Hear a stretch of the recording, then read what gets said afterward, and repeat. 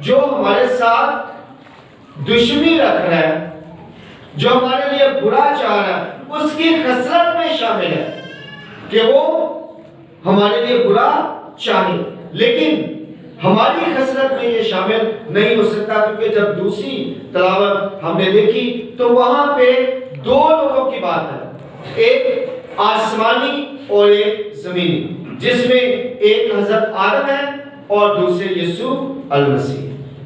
ایک مٹی سے بنایا گیا اور ایک آسمان سے اتارا گیا، ایک زمینی ہے اور دوسرا آسمانی ہے۔ جو زمینی ہے وہ یقینی طور پر زمین میں مل جاتا ہے، اور جو آسمانی ہے وہ یقینی طور پر آسمان پر چلا جاتا ہے۔ زمینی خاک کے ساتھ خاک ہو جاتا ہے اور آسمانی آسمان پر بلند کر دیا جاتا ہے، کیونکہ وہ زمین سے آیا نہیں، اس لیے وہ زمین میں جا نہیں سکتا۔ زمین کسی بھی طور پر اسے قبول نہیں کر سکتی، کیونکہ وہ زمین سے ہے نہیں۔